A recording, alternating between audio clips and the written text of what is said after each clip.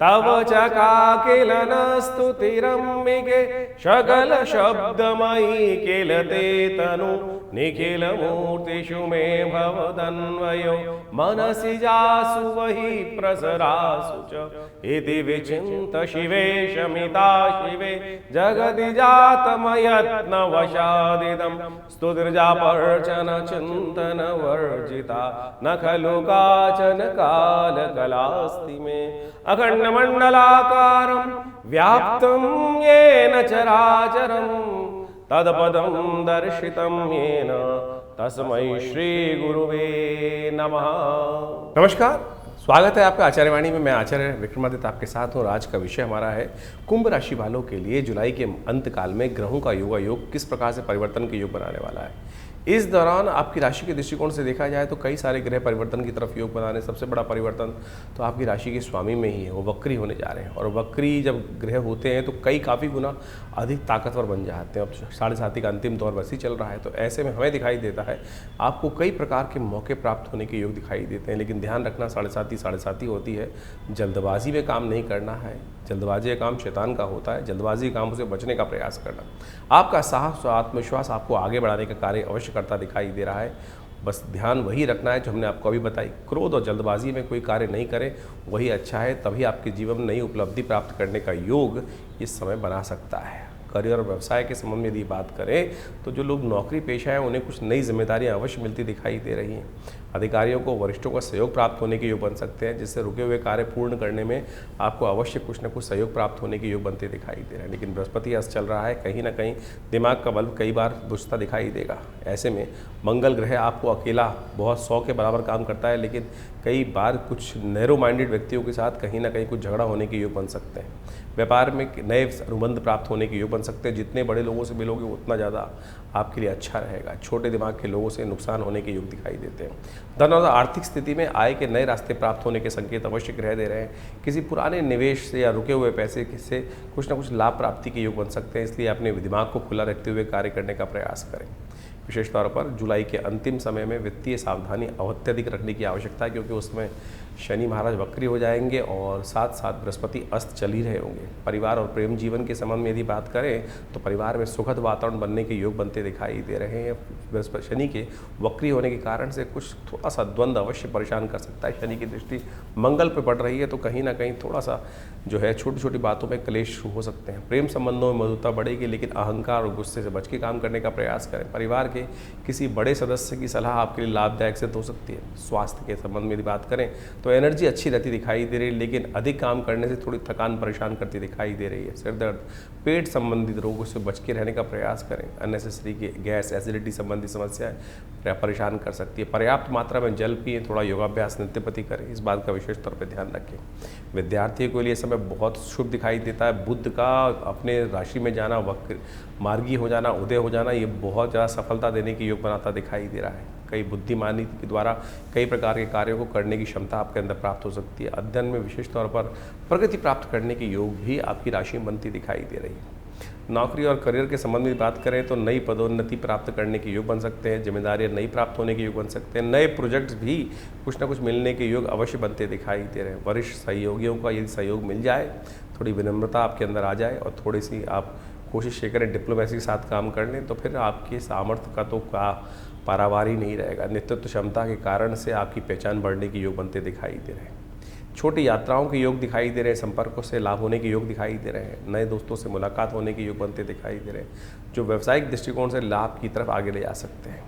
व्यापार और नए अवसरों के संबंध में यदि हम बात करें तो कहीं ना कहीं विस्तार की तरफ योजनाएं बनती दिखाई दे रही हैं। नए प्रोजेक्ट, नए अनुबंध प्राप्त करने के योग भी बनते दिखाई दे रहे हैं। साहस और पहल, विशेष तौर पर ये बातें हैं बहुत ज़्यादा सावधानी के साथ चलने की। जो कार्य लंबे समय से रुके हुए थे उनकी तरफ आपको सफलता मिलने के योग अवश्य बनते दिखाई दे रहे हैं। जोखिम को विशेष तौर पर ध्यान रखना, साझेदारी कामों में थोड़ा सा सावधानी रहे। थोड़े से व्यक्ति साझेदारी के काम में जब आगे बढ़ने का प्रयास करता है तो लोग कहीं ना कहीं धोखा देने के योग बना सकते हैं, और ऐसे में वो आपके लिए कुछ ना कुछ प्रश्न चिन्ह उत्पन्न करते दिखाई दे रहे हैं। भाई बहनों के साथ, मित्रों के साथ संबंध जुलाई के अंतिम भाग में कहीं ना कहीं लाभ प्राप्ति के संकेत देते दिखाई दे रहे हैं। नेटवर्किंग, सामाजिक संपर्क के कार्यों में विशेष तौर पर नए अवसर प्राप्त होने के योग बन सकते हैं। बस इसमें एक ही बात, पुनः फिर उसी बात को समझाने का हम बात कर रहे हैं, जल्दबाजी का काम बिल्कुल बचने का आपको प्रयास करना चाहिए। और ख़ास तौर पे जो नया निवेश करने जा रहे हैं, कोई करने की इन्वेस्टमेंट की बात कर रहे हों, तो जल्दबाजी में या लालच में किया गया कार्य अच्छा नहीं होता, इस बात का ध्यान रखना। बृहस्पति अस्त है, शनि कहीं ना कहीं वक्री की तरफ जा रहे हैं, बुध जो है वो बहुत ताकत में है। ऐसे में मंगल भी इस वक्त विचित्र स्थिति में। ऐसा व्यक्ति क्या होता है कि मेरा दिमाग ही सही है और मेरे दिमाग के कारण से काम कर लोगे तो बहुत लाभ प्राप्ति के योग बन जाएंगे। ये कहीं ना कहीं यदि अहम का भाव आ जाएगा तो कहीं ना कहीं थोड़ी सी परेशानी का योग बन सकता है। तो सावधानी के साथ चलें, इस समय का लाभ उठाते चलें। ग्रहों का नित्य प्रति परिवर्तन जो है वो कहाँ ले जा रहा है वो हम आपको बताते हैं हर रोज़ ग्रहों के योगा योग के अनुसार से। कुंभ राशि वालों के लिए 21 तारीख की ग्रह गणना समझ लीजिए, ग्रहों का योगा योग कहाँ ले जा रहा है। 21 तारीख को मंगलवार का अवसर है, अष्टमी तिथि इस दिन विद्यमान है, गुप्त नवरात्र की अष्टमी है और विशेष तौर पर कई शुभ योग लेकर आती दिखाई दे रही। बुध इस दिन उदय होने जा रहे हैं और बुध इस दिन उदय होने के कारण से आपके अंदर एक नया बल, बुद्धि का स्वामी है बुध, शुभ ग्रह है। आपकी राशि के दृष्टिकोण से देखा जाए तो कहीं ना कहीं वो एक नया रास्ता आपको देगा। बुद्धि का बल, कई दिन से जो बुध कहीं ना कहीं वक्र अवस्था में तो अभी भी चल रहे हैं, अस्त अवस्था में थे, सूर्य के सन्निकट आने के कारण से क्या हो रहा था, कहीं ना कहीं थोड़ी समस्याएं उत्पन्न करते दिखाई दे। लेकिन अब बुध उदय हो रहे हैं तो बुद्धिमत्ता कहीं ना कहीं सफलता की तरफ, मुकाबलों में कहीं ना कहीं विजय की तरफ ग्रह आपको ले जाते दिखाई दे रहे हैं और आप अपने कमिटमेंट के पक्के रहते दिखाई दे रहे हो। ये कमिटमेंट का पक्का यानी सोच लिया जो करके दिखाना है, उसमें कहीं ना कहीं सफलता प्राप्त हो। जैसे ही शनि वक्री होंगे इसका लाभ भी आपको मिलता दिखाई देगा। ऐसे में कोशिश ये करें, भगवती दुर्गा की सुंदर आराधना अवश्य करने का प्रयास करें। और यदि कहा जाता है कि विशेष तौर पर गुप्त नवरात्रि की जो अष्टमी होती है उस दिन मंगलवार का सुंदर सुयोग पड़ रहा है, ऐसे में महिषा भगवती का ध्यान करते हुए यदि पूजन करना आपके लिए समस्त कष्टों को दूर करने वाला स्वरूप रहेगा भगवती का, और समस्त प्रकार के कष्टों को दूर करेगा भगवती दुर्गा की पूजा। सर्वमंगल मांगल्ये शिवे सर्वार्थ साधिके शरण्ये त्र्यंबके गौरी नारायणी नमोस्तुते, इस मंत्र का जप करते हुए कार्य करने का प्रयास। कन्या पूजन सबसे श्रेष्ठ है, कन्या पूजन अवश्य कराएं, कल्याण के योग बनेंगे। बुध का उदय होना आपकी राशि के दृष्टिकोण से बड़ा श्रेष्ठ दिखाई देता है और ऐसे में गौ पूजन यदि कर सकें, गौ की सेवा कर सकें तो बुध का जो लाभ है कई गुना अधिक बढ़ जाएगा। 22 तारीख बुधवार का अवसर, नौमी तिथि विद्यमान है, भड्डली नौमी लेके आई है और ये नवरात्र का अंतिम दिवस भी रहेगा। गुप्त नवरात्रि इस दिन समाप्त होने की तरफ जाती दिखाई दे रही। कई जगह 23 तारीख को भी मना रहे हैं, लेकिन ग्रह नक्षत्रों के दृष्टिकोण से इस दिन आपकी राशि के दृष्टिकोण से योगा योग जो बन रहा है वो कहीं ना कहीं अध्यात्म से, धर्म से, संत महात्माओं के आशीर्वाद से, कहीं ना कहीं प्रभु कृपा से आपके लिए शुभ योग बनता दिखाई दे रहा है। ऐसे में जितना शुभ धर्म करोगे, अधर्म तो शायद आपसे होने की तरफ इच्छा भी नहीं जाती दिखाई देगी, तो अच्छा है धर्म के साथ कार्य करने का प्रयास करें। कुछ नया कार्य आरंभ करना हो तो भड्डली नौमी का सुंदर योग बन रहा है, इसका लाभ अवश्य लेने का प्रयास करें। नौमी का सुंदर पर्व है, भगवती की सुंदर आराधना करना आपके लिए बहुत कल्याणकारी योग बना सकता है। 22 जुलाई को गुप्त नवरात्रि का अंतिम दिवस है और गुप्त नवरात्रि का अंतिम दिवस भड्डली नौमी के रूप में विद्यमान होता है। ये भड्डली नौमी समस्त अनिष्टों को दूर करने का योग बनाती है। अनसूज साया आखिरी माना जाता है और इसके बाद शुभ मुहूर्त समाप्त हो जाते हैं, फिर 4 महीने तक कोई मुहूर्त नहीं रहता है और ऐसे में भड्डली नौमी का योग जो है गुप्त नवरात्रि का अंतिम दिवस भी माना जाता है। इस दिन ऐन्द्रिय व्रत भी कहा जाता है। गुप्त नवरात्रि के नौमी दिवस पर, जैसे महानवमी का सुंदर पर्व होता है, इस दिन ऐन्द्रिय व्रत के नाम से शास्त्र में वर्णित किया गया है। ये ऐन्द्रिय व्रत जो है कहा जाता है भगवती महालक्ष्मी ऐरावत पर सवार होकर जो है महालक्ष्मी का आशीर्वाद देने के स्वरूप में पदार्पण करती है और जो 9 दिन तक भगवती के विभिन्न स्वरूपों का ध्यान करते हुए, उनका पूजन करते हुए, महालक्ष्मी के रूप में उनकी सुंदर आराधना करते हैं, उनके बहुत से मनोकामनाओं को पूर्ण करने के योग बनते हैं। हमने विवेकानंद योगाश्रम में इस बार जो है शतचंडी का सुंदर कार्यक्रम रखा। शतचंडी के सुंदर कार्यक्रम में माँ भगवती के विभिन्न मंत्रों का, दुर्गा सप्तशती के संपूर्ण 700 मंत्रों का यज्ञ नित्यपति रहा और इस नौमी के महाअवसर पर उनका दिव्य यज्ञ संपन्न रहेगा और भगवती की सुंदर उपासना, महालक्ष्मी जी की सुंदर उपासना समस्त अनिष्टों को निवारण करने के लिए रखी गई है। आप सब भी इस नवरात्रि के पूर्णाहुति के यज्ञ में पधारें और भगवती के निमित्त के सानिध्य में बैठकर उनका दिव्य यज्ञ करने का प्रयास करें। माँ आश्रम पर माँ भगवती का दिव्य स्वरूप विद्यमान है जो 500 साल पुराना है। जी हाँ, 500 साल प्राचीन शिव विग्रह जो है, जो 1947 में पाकिस्तान के क्षेत्र मुल्तान से हमारे आश्रम पर पधारा और वहाँ उनको आज उनकी सुंदर प्रतिष्ठा, सुंदर उनकी ही सानिध्य में नित्य प्रति 8 घंटे यज्ञ चलता है और पूरे जो नवरात्र में सुंदर रूप से यज्ञ उनके सानिध्य में रखा गया है। आप उसकी कम से कम अंतिम वेला में सुंदर रूप से अंतिम यज्ञ के अवसर पर अपने स्थान को आरक्षित करें। माँ भगवती के दिव्य यज्ञ में दुर्गा सप्तशती का जो संपूर्ण यज्ञ रहेगा उसमें भाग लें। माँ भगवती की कृपा से हमने ऐसा देखा है कि अनेक मनोकामनाओं को सिद्धि करने के लिए, जीवन के कष्टों को दूर करने के लिए भक्तों के जीवन में सुंदर सुयोग बन जाता है। तो माँ भगवती की वैष्णवी देवी का सुंदर दर्शन करते हुए इस सुंदर योग पर ऐसे दिव्य जो अवसर पर भड्डली नवमी अनसूत साया माना जाता है। जो भी भगवती के समक्ष इस दिन सुंदर आराधना के रूप में करके यज्ञ इत्यादि के द्वारा अपनी आहुति समर्पण करते हैं, मनोकामना सिद्धि के योग बन जाते हैं। तो आप भी आइए, सादर आमंत्रित हैं इस यज्ञ में। जो फ़ोन नंबर्स नीचे चल रहे हैं उनमें फ़ोन करके अपने स्थान को आरक्षित करें। यज्ञ से भगवती की मन से अपनी मनोकामना रखिए, मनोकामना पूर्ति के सुंदर योग बनेंगे। 23 तारीख की बात करें, 23 तारीख की ग्रह गणना बृहस्पतिवार का अवसर, नौमी तिथि इस दिन भी विद्यमान है। थोड़ी देर के लिए नौमी का योग रहेगा, उसके बाद दशमी का आगमन हो जाएगा। लेकिन इस दिन आपकी राशि के दृष्टिकोण से देखिए सुंदर गजकेसरी योग बनता दिखाई दे रहा है और ये गजकेसरी योग आपकी राशि में जो बन रहा है वो विशेष तौर पर आपकी मेहनत से आपको लाभ देता दिखाई दे रहा है। सही मार्ग पर चलना, सही सोच, अपनी सोच पर शक मत करना। कई बार क्या होता है, हमारी सोच में व्यक्ति को शक होना शुरू हो जाता है कि कई बार समस्या होती है तो लगता है व्यक्ति को मेरी सोच ही गलत है। नहीं, इस वक्त होता है, वक्त बदलने वाला है, वक्त बदलने की तरफ जा रहा है। अब 7:30 भी अंतिम दौर में चलती दिखाई दे रही है और कहीं पुरानी कहावत है, जाते हुए शनि बहुत कुछ देखे जाते हैं। तो अब वो उम्मीद भी आपकी राशि के अनुसार से बहुत सारी अच्छी दिखाई दे रही है। कोशिशें करें, पीली चीज़ों का दान करने का प्रयास करें। इस दिन महानवमी भी गुप्त जो नवरात्र की अंतिम नवमी पड़ रही है, कोशिशें करें भगवती का सुंदर पूजन, माँ भगवती को की सुंदर आराधना करते हुए इस दिन का स्तवन करने का प्रयास करें। बृहस्पतिवार का अवसर है, पीली चीज़ों का दान करना, केले का दान करना, केले पर जल डालना आपके लिए कल्याणकारी योग अवश्य बनाने की स्थिति उत्पन्न करता दिखाई देगा। कुंभ राशि कंटिन्यू। तो कुंभ राशि वाला 24 तारीख की ग्रह गणना भी समझ लीजिए। शुक्रवार का अवसर, दशमी तिथि इस दिन विद्यमान है और ग्रह नक्षत्रों के दृष्टिकोण से चंद्रमा थोड़ा हल्का ज़रूर दिखाई देता है, लेकिन बृहस्पति से दृष्ट होने के कारण से उसमें काफ़ी ज़्यादा शक्ति आगे आती दिखाई दे रही है और ये विशेष तौर पर एक रास्ता बनाता दिखाई दे रहा है। कई बार हमको दूसरों की मेहनत का लाभ मिलता है। ये ग्रह दिखा रहा है कि आपकी अपनी मेहनत रंग लाती दिखाई दे रही है। हर कार्य में, व्यवसाय में, काम धंधे में, रोजगार में, घर में, जो भी आप काम करेंगे आपकी अपनी मेहनत से पूर्ण लाभ प्राप्ति करने के योग बनते दिखाई दे रहे हैं इस दिन। और सबसे बड़ा परिवर्तन तो हो रहा है, मार्गी होने जा रहे हैं बुद्ध महाराज। पहले उदय हुए, अब मार्गी होने जा रहे हैं और ये साफ साफ दिखाते हैं कि विजय के योग आपकी राशि में बनकर तैयार हैं। सफलता प्राप्त करने के योग आपकी राशि में बनते दिखाई दे रहे हैं। लोग आपको टेस्ट करते दिखाई देंगे और टेस्ट में आप उत्तीर्ण होते दिखाई दे रहे हैं। चाल चलन विशेष तौर पर आपकी राशि के दृष्टिकोण से पक्का रहता दिखाई दे रहा है। चिंता मत करो, इस वक्त आप जो सोच रहे हो उसको करने की शक्ति आपके अंदर पूरी तरह से बनती दिखाई दे रही है और ऐसे में आपको भविष्य भी जो है साफ साफ दिखाई देने के योग बनते दिखाई दे रहे हैं। तो इसलिए और ऐसे में आपके कर्मकांड, पूजा पाठ, परमात्मा में थोड़ा आराधना बढ़ाने का प्रयास करें।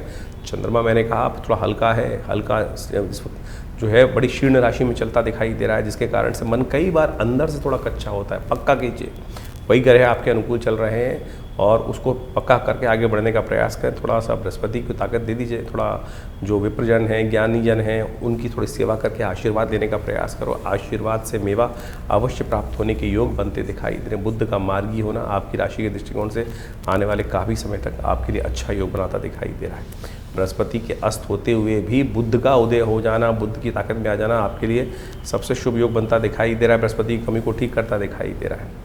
25 तारीख शनिवार का अवसर, एकादशी तिथि विद्यमान है। देव शयनी एकादशी का योग बन गया और ऐसे में गजकेसरी योग भी आपकी राशि में बना हुआ है, जो कीर्ति और यश और कार्य सिद्धि तीनों चीज़ें कराने के सुंदर रास्ता आपकी राशि में बनाता दिखाई दे रहा है।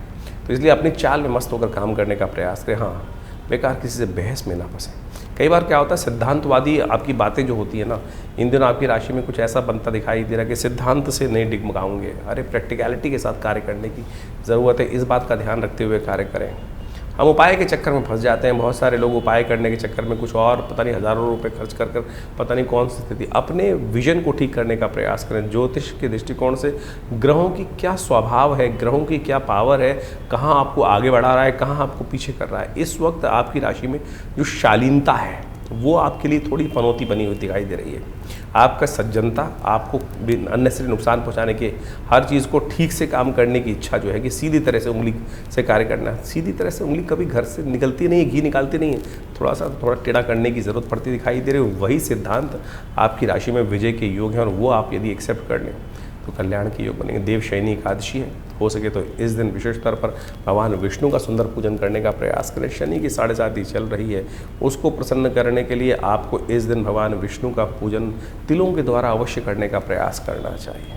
देखिएगा कल्याण के योग बनेंगे। भगवान विष्णु का ओम नमो नारायणाय इसका स्तवन करें। शनि के लिए प्रसन्न करने के लिए तिल भगवान विष्णु को अर्पित करने का प्रयास करें। उनका जो है पंचामृत से उनको स्नान कराएं, चरणामृत उनका ग्रहण करें। भगवान का स्तवन कर पीली चीज़ों का दान करना आपके लिए बड़ा श्रेष्ठ रहेगा। 25 जुलाई को देवशयनी एकादशी है। ये देवशयनी एकादशी भारतीय संस्कृति के अनुसार से देखा जाए तो अद्भुत पर्व है। देव भी शयन के लिए जाते हैं। सोचें कि देव शयन जो हो रहा है वो क्या कर रहा है। कहा जाता है शास्त्रीय दृष्टिकोण से, जो हमारे यहाँ चतुर्मास आता है, कि उस समय में कोई भी शुभ कार्य निषेध मत दिए जाते हैं। संत महात्मा इत्यादि अपना भ्रमण बंद कर देते हैं। वर्षा ऋतु आ जाती है, वर्षा ऋतु में कहा जाता है कि एक जगह स्थान पर अपना ज्ञान अर्जन करने का प्रयास करना चाहिए, भगवान की स्तुति करनी चाहिए। सत्ता जो है वो भगवान विष्णु के हाथ से निकलकर शिव के हाथ में आ जाती है, और उसके बाद सावन का सुंदर पदार्पण होता है। ये आध्यात्मिक दृष्टिकोण से बहुत महत्वपूर्ण योग है। कहा जाता है कि इस दिन भगवान विष्णु जो हैं वो शेष नाग पर कहीं ना कहीं 4 महीने के लिए विश्राम के लिए चले जाते हैं।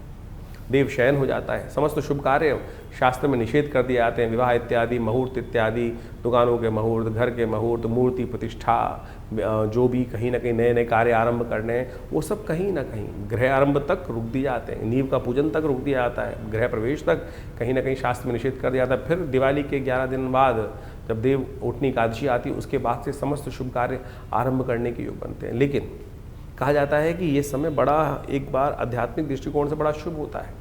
भगवान विष्णु तो बड़ी तपस्या से प्रसन्न होते हैं, लेकिन भगवान शिव जो हैं, जिनके हाथ में सत्ता आ जाती है, सावन का महीना शुरू होने वाला होता है, केवल एक लोटे जलमात्र से लोगों की मनोकामना सिद्धि करने के योग बना देते हैं। तो ऐसे में बड़ी श्रद्धा के साथ, बड़ी सरलता से लोग कावड़ लेके चलते हैं, भगवान का सुंदर स्तुति करने की तरफ आगे भागते चलते हैं। जगह जगह से लोग गंगा जी से, जमुना जी से, कहीं ना कहीं विभिन्न तीर्थों से जल ला लाकर अपने क्षेत्र में जो भगवान इष्ट हैं उनको जल अर्पित करने का प्रयास करते हैं। समस्त भोले भंडारी को प्रसन्न करने का प्रयास करते हैं। तो आप इस दिन विशेष तौर पर भगवान विष्णु की सुंदर आराधना करें। शालिग्राम शिला में विशेष तौर पर उनका षोडशोपचार पूजन, गंगा जल से, कपूर से, कचरी से, चंदन से, इनसे पंचामृत बनाकर भगवान का सुंदर अभिषेक करें भगवान शालिग्राम जी का, और उसके बाद उनका विशेष तौर पर वस्त्र इत्यादि अर्पित करें। उनको शयन के लिए समस्त वस्त्र इत्यादि अर्पित कर कर सुंदर रूप से तुलसी दल से उनका पूजन कर कर ओम नमो भगवते वासुदेवाय, ओम नमो नारायणाय, इस प्रकार से विभिन्न मंत्रों से उनको समस्त सामग्री 16 जो चीज़ें हैं उनको धीरे धीरे अर्पित करने का प्रयास करना चाहिए। यदि पुरुष सूक्त याद हो, ओम सहस्रसी रेखा पुरुखा सहस्राक्ष सहस्रपाद सभूमि गुं सर्वतस्पित्वात्र तिष्ठत् दशांगुलम मा पुरुकाय वेद गुं सर्वम यदभूतम व्यच भाव्यम मा उताम। इस प्रकार से यदि वेद मंत्र याद हो तो आपकी तारीख में तो आपको विभिन्न यूट्यूब चैनल्स पे इन सब के षोडशो मंत्र मिल जाते हैं पुरुष सूक्त के, जो भगवान को अति प्रिय स्तोत्र माना जाता है। उनके द्वारा भगवान का सुंदर स्तवन कर कर आप अपनी मनोकामनाओं की सिद्धि का योग बहुत सुंदर रूप से बना जाते हैं। कहा जाता है कि जो जीवन में किसके कष्ट चल रहे हों, मनोकामना पूर्ण नहीं हो रही हो, बार बार कहीं ना कहीं विघ्न आ रहे हों, ऐसे में भगवान विष्णु को शैया प्रदान जो करते हैं, कमल के पुष्पों की शैया, पीले वस्त्रों की शैया, और तो और शास्त्र में तो बहुत कुछ वर्णित है। अपनी श्रद्धा के अनुसार से भगवान विष्णु को इस दिन शैया प्रदान करने से जीवन के बहुत से कष्ट जो कांटों वाली सेज पर जो हम लोग को चलते हुए दिखाई देते हैं, कहीं ना कहीं हर भी जहाँ कदम बढ़ाएं, कहीं ना कहीं विघ्न, कहीं ना कहीं रुकावट, कहीं ना कहीं कांटे कांटे रुकावटें जीवन में आती हैं। तो ऐसे में इस दिन जो देवशयनी एकादशी के दिन भगवान को शैया अर्पित करने का जो कार्य करते हैं, उनके बहुत से जीवन के कष्ट दूर होने के योग बन जाते हैं। इस दिन भगवान विष्णु को विशेष तौर पर कमल के पुष्पों से बनी हुई शैया प्रदान की जानी चाहिए। उनको पीले वस्त्र अर्पित करने का प्रयास किया जाना चाहिए। कमल के पुष्पों का बना हुआ तकिया भगवान को अर्पित करने का प्रयास किया जाना चाहिए।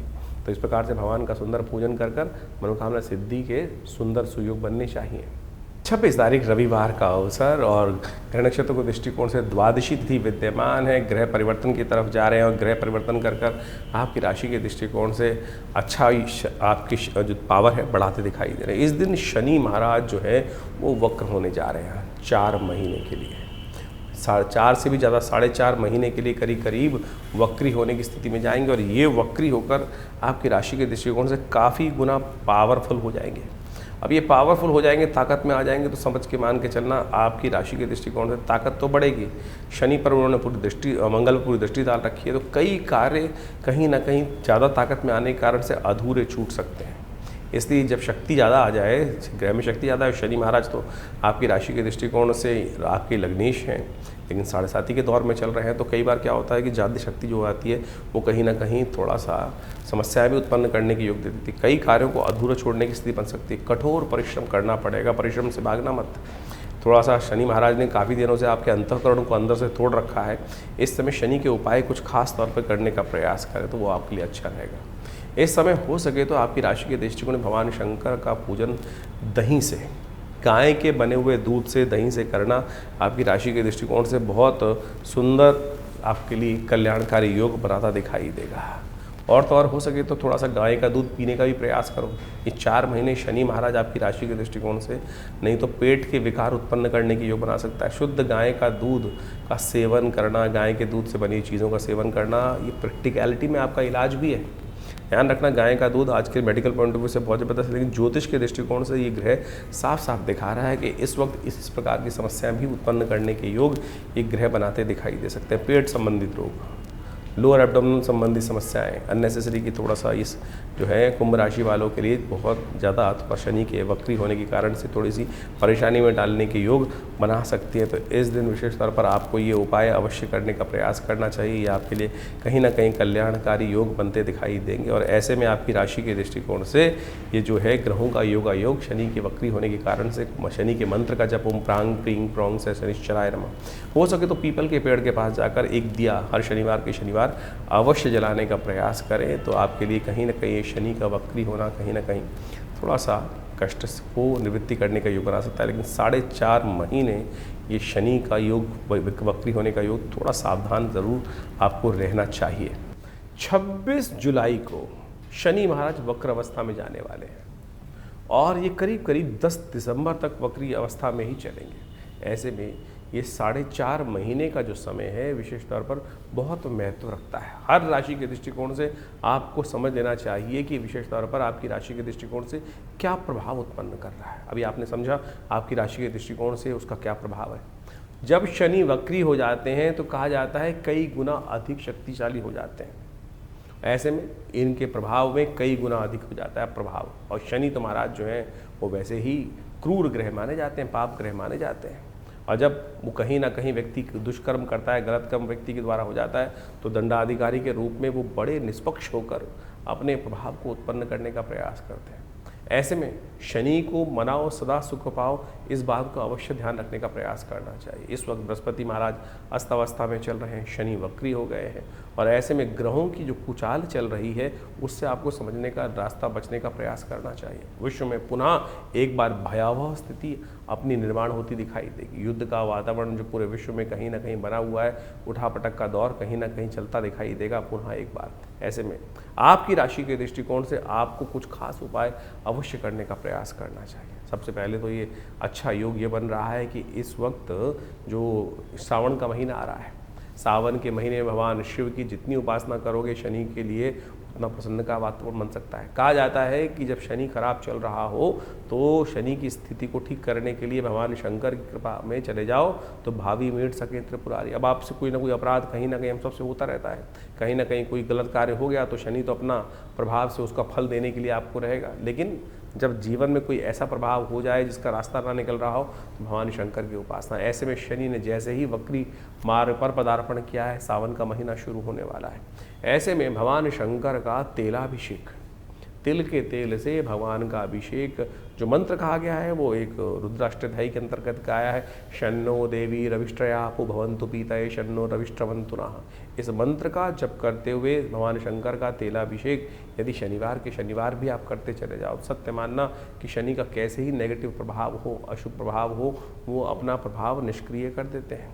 तो इसलिए अपने उस क्रूर प्रभाव से, कहीं ना कहीं पाप प्रभाव से आप बच सकते हैं। तो ऐसे में सबसे पहले तो सद्गुण को पालन करने का प्रयास करें, गलत काम ना करने का प्रयास करें, झूठ ना बोलने का प्रयास करें, किसी भी रूप से जो भी है उठापटक नहीं तो जीवन में कहीं ना कहीं योग बनता चला जाएगा। ऐसे में शास्त्र के दृष्टिकोण से अनेक उपाय शास्त्र में वर्णित किए गए।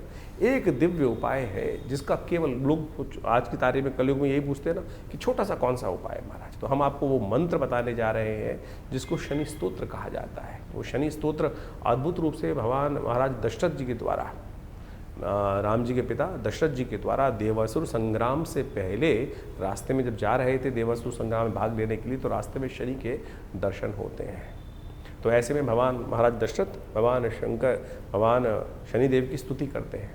वो दशरथ कृत शनि स्तोत्र कहा जाता है और एक ही स्तोत्र महाराज शनि का पूरे शास्त्रों में विद्यमान है और कोई स्तोत्र नहीं है, केवल दशरथ कृत शनि स्तोत्र मिलता है।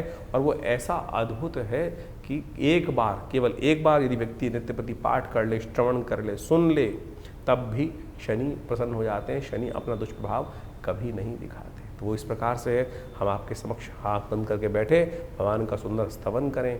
ओम नमः कृष्णाय नीलाय शितिकंठ निभाय च, नमः कालाग्निरूपाय कृतांताय च वै नमः। नमो निर्मांसदेहाय दीर्घमश्रुजटाय च, नमो विशाल नेत्राय शुष्कोधर भयाकृते, नमः पुष्कलगात्राय स्थूल रोमणे यत वै नमः। नमो दीर्घाय शुष्काय कालं दृष्ट नमोस्तुते, नमस्ते कोडराक्षाय दुर्निरीक्षाय वै नमः। नमः घोराय रुद्राय भीषणाय कपालिने, नमस्ते सर्वभक्षाय बलिमुख नमोस्तुते। सूर्यपुत्र नमस्तेस्तु भास्करे भयदाय च, अधोदृष्टे नमस्तेस्तु संवर्धक नमोस्तुते।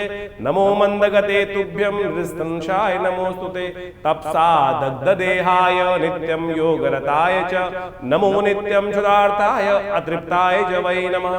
ज्ञानचक्षु नमस्तेस्तु कश्यपात्मज सूनवे, तुष्टो ददासि वैराज्यं रुष्टो हरसि तत्क्षणात्। देवासुरमनुष्याश्च सिद्धिविद्याधरोरगा, त्वया विलोकिता सर्वे नाशं यान्ति समूलता। प्रसादं कुरु मे देव वराहोऽहमुपागता, एवं अस्तु तदा सौरिग्रहराजो महाबला। ये इस प्रकार से शनि स्तोत्र है। यदि इसका एक बार नित्य प्रति श्रवण कर ले, एक बार, और इसका यज्ञ कर लिया जाए तो कहने ही क्या है। तो इस स्तोत्र का नित्य प्रति यदि आप एक बार श्रवण करते चले जाए, हमने आपके समक्ष ये कह के दिखा दिया है, सुना के दिखा दिया है, तो यदि आप केवल इसको भी सुन लें नित्य प्रति, धीरे धीरे आप उसको अच्छे से याद भी कर सकते हैं। सत्य माने हमने ऐसे ऐसे दिव्य लोग देखे जिनकी कुंडली में भयावह स्थिति शनि की बनी हुई थी, दशा भी चल रही थी, 7.5 भी चल रही थी, और ऐसे में उनको दिव्य शनि स्तोत्र का पाठ करने को कहा गया।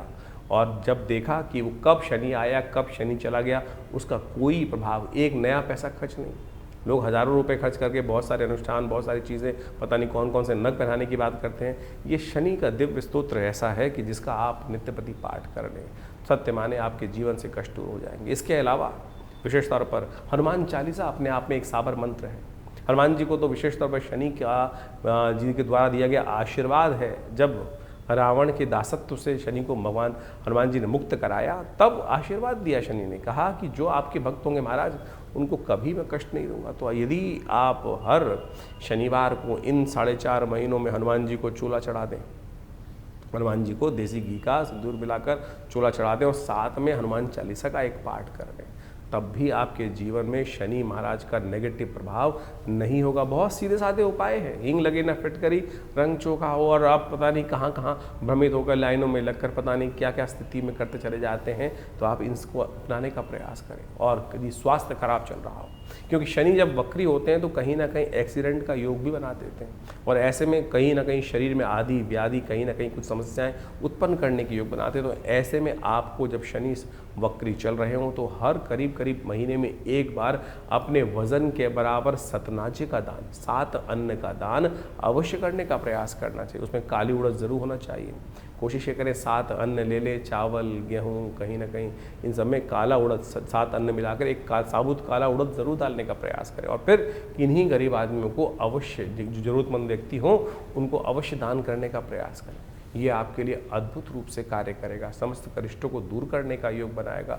तो आप इन उपायों को कर इन 4.5 महीनों में आप तमाम शनि के दुष्प्रभावों से बच सकते हैं। इसके साथ साथ एक दिव्य प्रयोग और भी है, इस शनि के मंत्र से सिद्ध किया हुआ ये काला धागा। ये काला धागा आप अपने उल्टे पैर में धारण कर लीजिए। ये शनि का दिव्य उपाय है। भारतीय संस्कृति के अनुसार से जो जिसको कहा जाता है कि शनि के मंत्र से सिद्ध करा हुआ ये धागा आपकी समस्त प्रकार से रक्षा करने का दिव्य उपाय। शास्त्र में अनादिकाल से लोग कहीं ना कहीं धागे बांधते आए हैं, लेकिन शनि का धागा पैर में बांधने का प्रयास किया जाना चाहिए, क्योंकि शनि सबसे पहले चाल बिगाड़ते हैं। सबसे पहले चाल बिगाड़ते हैं। जब चाल बिगड़ती है तो चरित्र अपने आप कहीं ना कहीं बेढंगा होता चला जाता है। तो ये दिव्य धागा शनि का जो है, शनि के मंत्र से सिद्ध करा हुआ है। यदि आप अपने उल्टे पैर में बांध दें, जिस घर में कोई बच्चा है, अब दिन भर बच्चा कहीं ना कहीं घूमता रहता है, कभी गाड़ी, कभी घोड़ा, कभी मोटरसाइकिल, कभी स्कूटर, और हर रोज आपकी अगर राशि में शनि का बुरा प्रभाव चल रहा है तो कैसे उसकी रक्षा कर सकते हैं। दिव्य ये शनि का एक रक्षा कवच के तौर पर ये कार्य करेगा। तो आप कोशिश ये करें, इसको किसी जातक के उल्टे पैर में, स्त्री चाहे पुरुष, बांध लें तो शनि से बहुत सारी चीज़ों से रक्षा करने के दिव्य रास्ते अपने आप प्राप्त हो सकते हैं। तो ऐसे छोटे छोटे उपाय आप जो को वर्णित किए हैं, तो आप 4.5 महीने में इस शनि के नेगेटिव प्रभाव से अवश्य बचने का प्रयास करेंगे तो शनि की कृपा से बहुत सारी रक्षा के रास्ते आपको अवश्य प्राप्त हो जाएंगे। 27 तारीख को ग्रह नक्षत्रों के दृष्टिकोण से परिवर्तन का योग बनता दिखाई दे रहा है। इस दिन सोमवार का अवसर है, त्रयोदशी तिथि उदय तिथि के रूप में विद्यमान है और ग्रह नक्षत्रों के दृष्टिकोण से रवि योग भी बना हुआ है। ऐसे में आपकी राशि के दृष्टिकोण से ग्रह एक बात इंगित करते दिखाई दे रहे हैं। बहुत ज़्यादा ऐसे में ग्रह योग बने हुए हैं कि आप अपनी अपनी चलाएं और लोगों पर अननेसेसरी का थोड़ा सा प्रेशर ज़्यादा बनाते दिखाई दे रहे हैं। हो सकता है अपनी अपनी चलाने से कहीं ना कहीं थोड़ी सी परेशानी का सबब आपके लिए बन सकता है। आपको शायद दूसरों की बातें अच्छी भी ना लगे इन दिनों, और उसके कारण से थोड़ी सी अननेसेसरी इरिटेशन आपके अंदर उत्पन्न होने के योग बन सकते हैं। तो अपने आप को शांत रखते हुए कार्य करने का प्रयास करेंगे तो अच्छा रहेगा। ऐसे में बड़ों की सेवा करना, हो सके तो बड़ों को अपने हाथ से कुछ सेवा करके कुछ चीज़ें देना, दूध इत्यादि देना, ये आपके लिए कल्याणकारी रहेगा। बड़ों के सानिध्य में जितना बैठने का अवसर मिलेगा शांत होकर, उतना आपके लिए अच्छा रहता दिखाई देगा। सोमवार का अवसर है, सुबह सुबह हो सके तो भगवान शिव का ध्यान करें, स्वास्थ्य के लिए भी कल्याणकारी रहेगा। महामृत्युंजय मंत्र का जप करना बड़ा श्रेष्ठ दिखाई देता है आपके लिए। 28 तारीख मंगलवार का अवसर, चतुर्दशी और पूर्णिमा तिथि का योग बनता दिखाई दे रहा है और ग्रह नक्षत्र परिवर्तन की तरफ जाते दिखाई दे रहे हैं। ग्रहों का प्रभाव जो है दिन में तो अच्छा दिखाई देता है, लेकिन शाम आते आते थोड़ा सा कहीं ना कहीं स्वास्थ्य पर कुछ भारी योग बनता दिखाई दे रहा है। स्वास्थ्य का विशेष तौर पर ध्यान रखने की ज़रूरत है। ओवर एक्सर्शन ना पालें। इस वक्त आपकी राशि के दृष्टिकोण से अपने आप को थकाने का कार्य करना किसी प्रकार भी ठीक नहीं रहेगा। ऐसे में मंगलवार का अवसर है और विशेष तौर पर पूर्णिमा के दिन सुंदर जो शाम के समय योग बनेगा वो विशेष तौर पर अपने मन को शांत करने के लिए दिखाई देता है। मन विशेष तौर पर कई बार क्या होता है कि हम सबको अपने अपने विचार बड़े अच्छे लगते हैं और कई बार हम अपने विचार हमारे लिए अच्छे हो सकते हैं, लेकिन सामने वाला कहीं ना कहीं वो भी अपने इंडिपेंडेंट व्यूज़ में चलना चाहता है। और आपकी राशि में इस वक्त स्वाधीनता ज़्यादा दिखाई देती है, पराधीनता कहीं ना कहीं थोड़ी सी रिवोल्ट करने की तरफ जाती दिखाई दे रही है। तो थोड़ा ध्यान करें, मन को शांत करने का प्रयास करें। शाम को जब चंद्रमा निकले पूर्णिमा का, थोड़ी देर उसकी रोशनी में बैठकर हो सके तो हनुमान जी का स्तवन करने का प्रयास करें। मन को शांत करने के लिए, शनि को शांत करने के लिए इससे श्रेष्ठ उपाय नहीं होगा। हमने वैसे इस समय में हनुमान जी का सुंदर स्तवन आश्रम पे रखा है, सुंदरकांड का पाठ रखा है। आप चाहे तो उसमें सम्मिलित हो सकते हैं, अपने नाम से करा सकते हैं, कल्याण होगा। 28 तारीख को मंगलवार का सुंदर सुयोग बन रहा है और इस दिन चतुर्दशी और पूर्णिमा का योग बन रहा है। सत्यव्रत भी इसी दिन किया जाने का सुंदर रास्ता बनता दिखाई दे रहा है। देखिए, आपकी राशि के दृष्टिकोण से हमने आपको बहुत सारी चीज़ें बताने का प्रयास किया। ऐसे में कई बार जो ग्रहों का खराब योग चल रहा होता है उसको ठीक करने का रास्ता है। देखिए, इस संसार में भगवान की कृपा से, गुरु की कृपा से समस्त अनिष्ट दूर हो जाते हैं। और कैसे उनको, शनि महाराज वक्री चल रहे हैं इस समय में और बृहस्पति महाराज भी कहीं ना कहीं अस्त चल रहे हैं, तो गुरु का सानिध्य चाहिए। और आषाढ़ की पूर्णिमा गुरु पूर्णिमा के रूप में जानी जाती है और इस दिन जो है, यदि मंगलवार के दिन सुंदर योग जो बन रहा है, सुबह पुण्य तिथि जो बन रही है वो बन रही है विशेष तौर पर चतुर्दशी तिथि, और शाम को जो है सूर्यास्त के बाद में ग्रहों का परिवर्तन होने का योग बनेगा। चंद्रमा भी विशेष तौर पर आप मान के चलें बृहस्पति के सम्मुख आके विराजमान हो जाएंगे और साथ साथ पूर्णिमा तिथि भी विद्यमान हो जाएगी। और गुरु पूर्णिमा जिसको कहा जाता है उसका चांद भी पूरी रूप से इस दिन निखर कर आएगा। आषाढ़ का चंद्रमा है जो निकल कर आएगा और आषाढ़ का चंद्रमा कहा जाता है 16 कला पूर्ण माना जाता है। और ऐसे में जब ये चंद्रमा की रोशनी होती कभी बादलों के पीछे आती है और कभी बादलों से निकल कर खुले आसमान में साफ साफ दिखाई दे जाती है। तो कभी जो बादल हैं कभी साफ साफ है और ऐसे में चंद्रमा का दर्शन करते हुए भगवान का सुंदर पाठ करना, सुंदर कांड का पाठ करना, हनुमान जी का सुंदर स्तवन करना। हनुमान जी का सुंदर पाठ जब करते हैं तो तुलसी बाबा ने लिखा है जय जय जय हनुमान गोसाई कृपा करहु गुरुदेव की नाही। इस संसार में हनुमान जी से बड़ा गुरु कौन हो सकता है जो आपको भक्ति का मार्ग प्रशस्त करने का प्रयास कर रहा है। और आपके ग्रह जो चल रहे हैं खराब इस वक्त आपकी राशि के दृष्टिकोण से, जैसा हमने बताया बृहस्पति भी अस्त चल रहे हैं, शनि भी कहीं ना कहीं वक्री चल रहे हैं और 4 महीने तक वक्री चलेंगे। तो इस दिन विशेष तौर पर हनुमान जी का सुंदर स्तवन करने का प्रयास करें। हनुमान जी को ही गुरु मानकर जो तुलसी बाबा ने माना, क्योंकि तुलसी बाबा को दर्शन जो कराए वो विशेष तौर पर हनुमान जी ने ही तो कराए। हनुमान जी की आराधना, जब उन्होंने हनुमान जी के चरण पकड़ लिए तो उनका दर्शन कर कर तभी उनके जीवन में वो जो योग था वही बना और जिसके कारण से उनको राम जी के दर्शन हुए। चित्रकूट के घाट पर भई संतन की भीड़ तुलसीदास चंदन किसे तिलक देत रघुबीर। जिस प्रकार से कहा गया है हनुमान जी की कृपा से ही अनेक रूप से जब नहीं दर्शन हो पा रहे थे तो हनुमान जी ने जबरदस्ती करवाने का प्रयास, ऐसा गुरु चाहिए ना। तो आप संसार के चक्र में कहाँ फंस रहे हैं, तो सुंदर रूप से हनुमान जी का सुंदर स्तवन इस दिन अवश्य करने का प्रयास करें। आषाढ़ की पूर्णिमा की रात्रि और मंगलवार का सुंदर सुयोग, तो ऐसे में हनुमान जी का सुंदर स्तवन समस्त अनिष्टों को दूर करने का योग बनाएगा। तो ऐसे में हमने विवेकानंद योगाश्रम में इस शुभ तिथि में गजकेसरी योग के अंतर्गत सुंदरकांड का पाठ रखा है, भगवान का सुंदर स्तवन करने का रखा है। और तुलसी बाबा ने तो यहाँ तक कहा है और देवता चित्त न धरहि हनुमत से ही सर्व सुख करहि। तो सुंदर रूप से इस कार्यक्रम में भाग लें, हनुमान जी का सुंदर स्तवन करें, सवामणि का भोग रहेगा, हनुमान जी का सुंदर यज्ञ रहेगा। और हनुमान जी के गुरु के रूप में जो स्वीकार कर लेगा उसका तो बेड़ा पार होना परम सुंदर रूप से है। संकट कटे मिटे सब पीरा जो सुमरे हनुमत बल बीरा। तो अपने समस्त अनिष्टों को दूर करने के लिए इधर उधर मत भटको, हनुमान जी का सुंदर स्तवन करने का प्रयास करो। आप भी अपने नाम से इस सुंदर कार्यक्रम में भाग ले सकते हैं। व्यवस्थाएं आपके सामने दी गई हैं, फ़ोन नंबर्स दिए गए हैं। आप आइए सुंदर रूप से हनुमान जी का स्तवन करने के लिए इस दिन अवश्य पधारें। हनुमान जी की सिद्ध मूर्ति विवेकानंद योगाश्रम में सदगुरु आचार्य श्री केशव देव जी के द्वारा प्रतिष्ठित की गई है। उनका दर्शन कर लेने से, उनको सुंदर सिंदूर चढ़ा लेने से कई सारी भ्रांतियाँ लोगों के मनोमस्तिष्क में है। स्त्रियों को हाथ नहीं लगाना चाहिए और कुछ ये बहुत सारे लोग, देखिए वैसे तो मूर्ति को किसी को हाथ नहीं लगाना चाहिए ये, लेकिन यदि पुजारी के रूप में आप उपस्थित हैं तो शुद्ध पवित्र होकर मानस पूजा सुंदर रूप से कर हनुमान जी का सुंदर स्तवन करने का प्रयास यदि करेंगे तो बहुत ही कल्याणकारी रहेगा। भक्त के लिए कोई जाति नहीं है, कोई वर्ण नहीं है, कोई भक्त समस्त वर्णों के हैं। समस्त प्रकार से सरलता से जो हो वही भक्त बन जाता है, वही सदा कल्याण का योग बनाता है। तो इस गजकेसरी योग में हनुमान जी का सुंदर स्तवन आपके समस्त अनिष्टों को दूर करने का योग बनाएगा। 29 तारीख बुधवार का अवसर, पूर्णिमा तिथि, गुरु पूर्णिमा की सुंदर तिथि और ये कीर्ति योग के साथ आपकी राशि में विद्यमान हो रही है। बैलेंस होकर चलने का आपको प्रयास करना चाहिए, गुरु सानिध्य में चलने का प्रयास करना चाहिए। देखिए हमारे शास्त्रों में 3 जो आत्माएं वो बड़ी श्रेष्ठ कही, माता पिता गुरु। ये 3 लोग हमेशा जो है सज्जन की कल्याण के लिए, जातक के कल्याण के लिए ही सोचते हैं। इनसे ज़्यादा हितैषी तो कोई हो ही नहीं सकता है। गुरु तो अब बाद हो गए, लेकिन गुरु पूर्णिमा वास्तविक तौर पर सदगुरु, जो व्यक्ति सदगुरु के सानिध्य में चलने का प्रयास करता है, इस वक्त तो आपकी राशि में ग्रह ही ऐसे चल रहे हैं कि आपको विशेष तौर पर ध्यान रखना चाहिए कि सानिध्य, गुरु का सानिध्य अवश्य लेने का प्रयास करना चाहिए। बृहस्पति अस्त है, लेकिन बड़ों का आशीर्वाद जितना लगे कार्य करने का प्रयास करोगे तो वो अच्छा रहेगा। स्वास्थ्य के लिए थोड़ा समय भारी चलता दिखाई दे रहा है। चावल का दान करने का प्रयास करें, जहाँ संत महात्मा इत्यादि एकत्र हों वहाँ हो सके तो चावल का दान, दूध का दान, इन सब चीज़, अन्न का दान अवश्य कराइए, कल्याण के योग बनेंगे। गुरु पूर्णिमा भारतीय संस्कृति में एक अद्भुत दिवस है। आषाढ़ मास की पूर्णिमा के दिन गुरु पूर्णिमा का योग बनता है और भारतीय अध्यात्म संस्कृति में कहा जाता है कि जिस व्यक्ति ने अपने जीवन में गुरु नहीं बनाया तो उस जीवन में उस व्यक्ति के द्वारा कोई भी शुभ कार्य करने का अधिकार उसको मिलता नहीं है। एक बार नारद जी भ्रमण करते हुए शास्त्र के दृष्टिकोण से कहा जाता है कि विष्णु लोक पहुँचे, और जब विष्णु लोक पहुँचे भगवान के दर्शन करने के लिए तो भगवान से कुछ वार्तालाप करी वार्तालाप करने के बाद संतुष्ट हुए तो वहाँ से निकले वहाँ से श्रीमन नारायण का स्मरण करते हुए, ओम नमो नारायण करने का मंत्र जप करते हुए। जैसे ही नारद जी वहाँ से गए तो भगवान विष्णु ने अपने पार्षदों से कहा कि जहाँ ये नारद जी खड़े हुए थे उस जगह को पवित्र करने का प्रयास, पवित्र करो, वहाँ गोबर से लीप कर उस स्थान को पवित्र करो।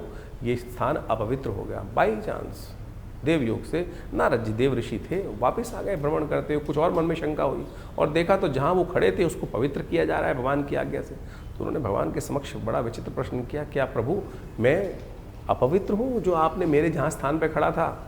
बोले हाँ नारद, तुमने किसी को गुरु बनाया नहीं इसलिए तुम अपवित्र हो। और जो व्यक्ति गुरु नहीं बताता है, गुरु के दर्शन नहीं चलता है, अपने गुरु मंत्र नहीं लेता है, वो अपवित्र ही माना जाता है। उसके स्थान जहाँ खड़ा हो उस स्थान पर खड़े होने की आज्ञा किसी को नहीं है, वो स्थान अपवित्र हो जाता है। तो उन्होंने बड़े विनम्रता से भगवान से पूछा नारद जी ने कि प्रभु अब क्या करो, किसको गुरु बनाओ? तो उन्होंने कहा किसी को भी गुरु बना सकते हो, तुम्हारी श्रद्धा है, जिसको तुम गुरु बनाओगे उसके अनुसार से चलने का प्रयास करो। जीवन में समस्त अनिष्टों को दूर करने का योग बन जाएगा, आपके जीवन में कल्याण का योग बनेगा। आपको मंत्र जप का अधिकार भी गुरु मंत्र की दीक्षा लेने के बाद, गुरु दीक्षित होने के बाद ही मिलता है इस संसार के अंदर। लोगों ने नहीं समझा। भगवान की आज्ञा के अनुसार नारद जी ने कहा महाराज किसको बनाओ? तो भगवान ने भी लीला रची। भगवान ने लीला इस प्रकार संसार को ज्ञान देने के लिए रची। कहा जाता है भगवान ने कहा नारद तुम पृथ्वी लोक पे जाओ और जो सबसे पहले व्यक्ति मिले उसी को अपना गुरु मानो और फिर उनसे दीक्षित होकर उनका मंत्र जप करके उन्हीं से आगे जीवन की दशा लेने का प्रयास करो। फिर आओगे तो फिर पवित्र माने जाओगे। नारद जी भूलोक आते हैं और वहाँ मृत्यु लोक में उनको सबसे पहले एक व्यक्ति जिसके दर्शन होते हैं, प्रभु की माया थी। वो दर्शन होते ही एक व्यक्ति, गाँव का व्यक्ति, गरीब व्यक्ति रास्ते में जा रहा था, चप्पल उसने सिर पर रखी हुई थी और अब भगवान की आज्ञा थी, सबसे पहले उन्हीं के दर्शन हुए तो उन्होंने ही नमन किया महाराज। अब भगवान की आज्ञा के अनुसार से, भगवान की माया के अनुसार से उन्होंने उनको नमन किया और कहा महाराज आप मुझे आपको मैं अपना गुरु धारण करना चाहता हूँ। तो सीधे साधे व्यक्ति ने कहा कि महाराज मेरे की क्या बिसात, मैं आपको शिक्षा दूँ? आप तो स्वयं इस सुंदर स्वरूप में विद्यमान है, मेरी क्या बिसात? लेकिन बोले नहीं मेरी इच्छा है, मैं आपसे ही दीक्षित हूँ। तो उन्होंने उनसे दीक्षा ले ली। जो मंत्र दिया उस मंत्र को उन्होंने ले लिया। उस मंत्र को जप करने के लिए जो भी बना, उसके बाद भगवान घूमते घामते फिर पहुँचे भगवान विष्णु के पास।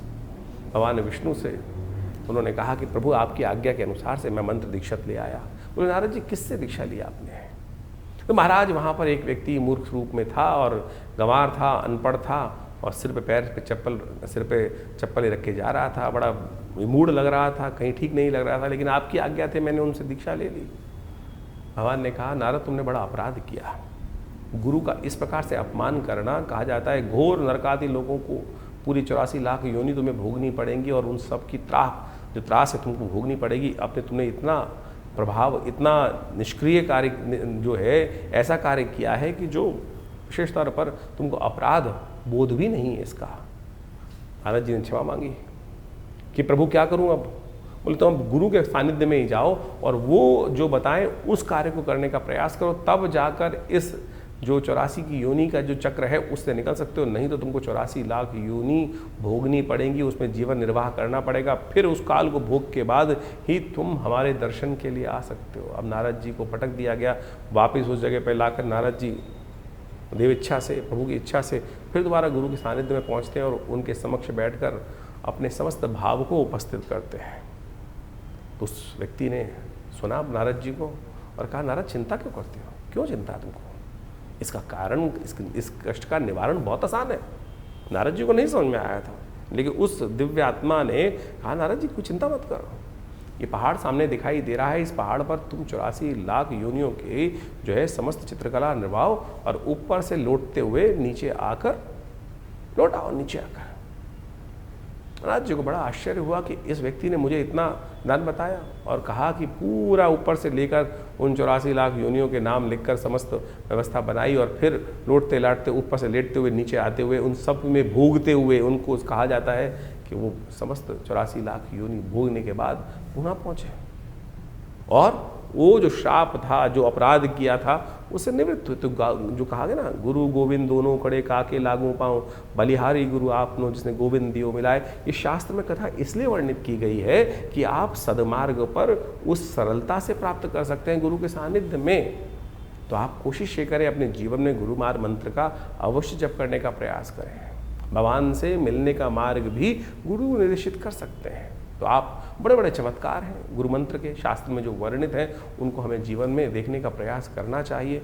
जीवन के कष्ट, इस संसार के कष्ट गुरु मंत्र के द्वारा है। कबीर जैसे संतों ने भी, जिनको कहा जाता है कि वो अध्यात्म में फंसते ही नहीं थे, वो तो विशेष तौर पर कहा जाता है कि जिस प्रकार से राम को भी उपासना करने का मंत्र जो उन्होंने जपा, जिस प्रकार से उनको नास्तिकवाद की बात की जाती है, उन्होंने भी रामानंद जी के चरणों में लेटकर उनके मुख से जो राम नाम निकला उसको ही गुरु मंत्र मानकर दीक्षित होकर उनका जप करने का प्रयास किया। अब लोगों ने उस मंत्र दीक्षा को भी नहीं समझ पाए तो कहानी के रूप में तो आप सत्य माने कुछ और लोग मान देते हैं। भ्रांति उत्पन्न करना बड़ा आसान है, सरलता जीवन में मार्ग पे चलना बड़ा मुश्किल माना जाता है। इसलिए कोशिश ये करें, इस कथा के माध्यम से हमने गुरु मंत्र की दीक्षा का, गुरु का चमत्कार आपके समक्ष रखने का प्रयास किया है। मंत्र दीक्षा बड़ी चमत्कारी होती है। मंत्र दीक्षित लेने के बाद सत्य माने वो जागृत मंत्र ही आपका कार्य करेगा, नहीं तो जपते रहो मंत्र, लाखों मंत्र, हजारों मंत्र लोग जपते रहते हैं लेकिन वो कार्य नहीं करते। कारण है मंत्र दीक्षित नहीं है। जिस व्यक्ति ने वो स्वयं मंत्र गुरु ने जपा ना हो, उस मंत्र को देने का अधिकार भी किसी व्यक्ति के पास नहीं होता है। तो अनेक अनेक प्रकार के मंत्र हैं, शास्त्रों में लाखों मंत्र विद्यमान हैं।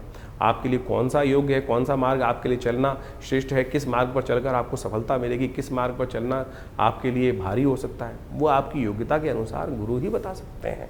तो इसलिए भारतीय संस्कृति में गुरु के जो है, जिसको कहा जाता है अंधकार से प्रकाश की तरफ जाने का, ज्ञान का मार्ग दिखाने वाली जो दिव्य आत्मा है वो गुरुजन कही जाते हैं। इसलिए उनकी जो है दीक्षा हमें अवश्य लेने का, उनका सानिध्य अवश्य लेने का प्रयास करना चाहिए। अब एक अपवाद और भी है इसके साथ साथ कि गुरु कितने बनाए जाए। अनेक गुरु बना सकते हैं आप, अनेक गुरुओं की कोई बात नहीं। दत्तात्रेय भगवान ने इस संसार में उपस्थित होकर 24 गुरु बनाए, जिससे जहां जो शिक्षा मिले उसको अपने गुरु के रूप में, सदगुरु के रूप में आप स्थान देने का प्रयास करें। कोई इसमें भांति नहीं है। भ्रांति ये करने का प्रयास करते हैं। आज तो बाजार बन गया है, आज तो ये संसार हो गया, गुरुआ तू गलियां फिरे घर घर कंठी देत। आज तो मंत्र माइक के द्वारा दीक्षाएं मंत्र दे दी जाती हैं, तो वो गुरु मंत्र नहीं हुआ। आप गुरु बनाते हैं व्यक्ति को जहां मेरे मन की शंकाओं हो, मैं सीधा जाकर उनके पास बैठ के, उनके सानिध्य में बैठकर उनसे वो मंत्रणा कर कर अपने जीवन के उस लक्ष्य की, जहां कष्ट आ रहा है, बात करके दूर कर सकूं। लेकिन ऐसे स्थितियों में जिनके दर्शन करने भी दुर्लभ है, फोटो में ही दर्शन हो सकते हैं, टीवी पे ही दर्शन हो सकते हैं, फिर वो मंत्र दीक्षा क्यों? आपको भटकने की आवश्यकता नहीं। प्रभु स्वयं आपके जीवन में उस व्यक्ति को उपस्थित कर देते हैं। दत्तात्रेय भगवान ने रास्ते में चलते चलते दीक्षा प्राप्त करी। वैश्य तक को गुरु माना, श्वान तक को गुरु माना, अग्नि तक को गुरु माना, वायु तक को गुरु माना। आपकी सरलता की आवश्यकता है। एकलव्य का कथा आपके समक्ष उपस्थित है, कहीं नहीं भटके। गुरु द्रोण के पास जाने की उनके सामर्थ्य नहीं थी, क्योंकि वो राजकुमारों को दीक्षा देने के लिए कटिबद्ध थे, वो बाहर दे ही नहीं सकते थे। ऐसा नहीं कि गुरु द्रोण ने नहीं देना चाहा, लेकिन वो कटिबद्ध थे, वो राज्य आज्ञा से बंधे हुए थे कि राज्य पुरुष, क्योंकि वहां पर वो जिस प्रकार से उन्होंने शपथ ले रखी थी कि मैं केवल राजपुरुषों को ही, अर्जुन को ही सर्वश्रेष्ठ धनुर्धर बना के भीष्म के समक्ष उन्होंने प्रतिज्ञा ली थी ये बात। लेकिन एकलव्य ने ऐसा उदाहरण उपस्थित किया कि गुरु की मूर्ति बनाकर ही उन्हीं से समस्त दीक्षा मूर्ति के माध्यम से ही ले ली। तो साध्य जो है, जो साधक है, उसको अपनी साधना पर चलने के लिए उस साध्य की तरफ जाना है। साध्य तो हर जगह अवेलेबल है, हर जगह उपस्थित है जो साध्य है, जिसको करना है। आपको अपनी साधना को दृढ़ करने के लिए विश्वास चाहिए, तो इस विश्वास को जगाने का प्रयास करो। गुरु पूर्णिमा वो पर्व है जो आपके मन की उन शंकाओं को दूर करने का प्रयास करती है। तो इस गुरु पूर्णिमा पर अवश्य मंत्र दीक्षा लें, गुरु का सानिध्य लेने का प्रयास करें। भगवान की इच्छा से समस्त कष्टों को दूर करने का योग आप अवश्य बना पाएंगे। 30 तारीख गुरुवार का अवसर, प्रतिपदा तिथि विद्यमान है, सावन शुरू हो गया है और आपकी राशि के दृष्टिकोण से कीर्ति योग के साथ सावन का शुभारंभ होता दिखाई दे रहा है। देखिए, आपकी राशि के दृष्टिकोण से धन आने और जाने दोनों के योग बनते दिखाई दे रहे हैं। जाएगा तो जरूर, रोक तो सकते नहीं, ना चंचला लक्ष्मी को कोई आज तक रोक पाया है। तो कोशिश ये करें, पुण्य कार्यों में धन खर्च करने का प्रयास करें। कई बार हम क्या होता है, खर्च वैसे हो जाता है, पुण्य कार्यों की तरफ जब खर्च करने की बात होती है तो हम कहीं ना कहीं अपना मुंह मोड़ कर बैठ जाते हैं। और ऐसे में ध्यान रखिए, पुण्य कार्यों में धन किया हुआ खर्च तो आप कहीं ना कहीं पुण्य देकर ही वापस आता है। पुण्य लेकर वापस जो आता है तो कहीं ना कहीं हमारे लिए सुख का उदय करने का युग बना देता है। तो ऐसे में ध्यान रखें, सावन का महीना जब भगवान विष्णु शेषशय्या पर विश्राम करने चले जाते हैं तो सत्ता जो है शिव के हाथ में आ जाती है। तो इस दिन से विशेष तौर पर अपने शनि को, क्योंकि 4 महीने शनि आपकी राशि के दृष्टिकोण से बड़े परेशान करने की योग बनाने वाले हैं, तो ऐसे में नित्य प्रति यदि तिल डालकर थोड़ा जल में या दूध में भगवान शिव का अभिषेक करें तो बहुत कल्याणकारी रहेगा। नहीं तो शनि महाराज आपकी राशि के दृष्टिकोण से जहाँ जहाँ बैठे हुए हैं वो कहीं ना कहीं आपका मनोभाव थोड़ा सा नेगेटिव करते दिखाई दे रहे हैं, गलत लोगों की संगत में डालते दिखाई दे रहे हैं। गलत लोगों की संगत में जाकर कहीं ना कहीं हमारी वृत्ति भी गलत तरफ हो जाती है, और ऐसे में गलत तरफ जाकर गलत खेल खेलने से, गलत कार्य करने से कहीं ना कहीं जो है वो कहे ना, पुरानी इस कहावत है, कोयले की दलाली में कहीं ना कहीं मुँह काला अवश्य हो जाता है। तो गलत लोगों की संगत परेशान करने की योग बनाती दिखाई दे रही है। तो कोशिश ये करें जिनका भी ये कुंभ राशि है उनको खास तौर पर सही लोगों के साथ, सत्कर्म करने वाले लोगों के साथ बैठने का प्रयास करना चाहिए, गलत संगत से दूर रहने का प्रयास करना चाहिए। हमने पूरे सावन के महीने में भगवान शिव की आराधना करने का सुंदर कार्यक्रम रखा है। जुड़िए विवेकानंद आश्रम से और पूरा कार्यक्रम जानिए। 30 तारीख से सावन का सुंदर महीना शुरू हो रहा है, और इस समय में जब भगवान विष्णु शेषशय्या पर विश्राम में चले जाते हैं और समस्त राज सत्ता जो है भगवान शिव के हाथ में आ जाती है, शिव को प्रसन्न करने के अद्भुत दिन होते हैं। ये 30 दिन का सावन मनोकामनाओं को सिद्धि करने का योग बनाता है। चाहे जीवन में कैसे ही कष्ट हो, चाहे आकांक्षाएं हो, कैसी आकांक्षा हो, इस संसार में मनुष्य रूप में ही आप जन्म लेकर उन इच्छाओं को, आकांक्षाओं को, उन मन के भावों को, मनोकामनाओं को सिद्धि करने का योग बना सकते हो। और किसी रूप में नहीं जाके, किसी संसार में किसी और योनि में न जाकर आप मनोकामनाओं को पूर्ण करने का योग नहीं बना सकते, इस मनुष्य रूप में बना सकते। सावन का वो सुंदर महीना है, जिसने भी भगवान शिव को भजा है उनकी समस्त मनोकामनाएं सिद्धि करने के सुंदर सुयोग प्राप्त हो जाते हैं। जल से यदि मन में संतुष्टि चाहते हो, तुष्टि चाहते हो, तो भगवान शंकर का अभिषेक जल से इस सावन के महीने करने का प्रयास करो। यदि समृद्धि चाहते हो तो कहा जाता है कि दूध के द्वारा अभिषेक करने से पुष्टि प्राप्त करने के योग बन जाते हैं। और यदि जीवन में समस्त संपदाओं का सुख चाहते हो, वाहन, घर, घोड़ा इत्यादि समस्त प्रकार की निधियाँ चाहते हो, तो रुद्री के अंदर कहा गया है कि दही के द्वारा भगवान का अभिषेक करने का प्रयास करना चाहिए।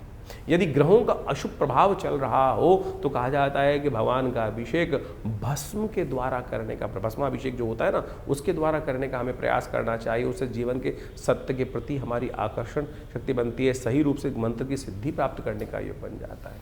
यदि धन, वैभव, इन सब की प्राप्ति करना चाहते हो तो कहा जाता है कि भगवान का सुगंधित गंध के द्वारा, गंधोदक के द्वारा, इत्र के द्वारा भगवान का जो अभिषेक करता है उसकी मनोकामना सिद्धि का सुंदर सुयोग बन जाता है।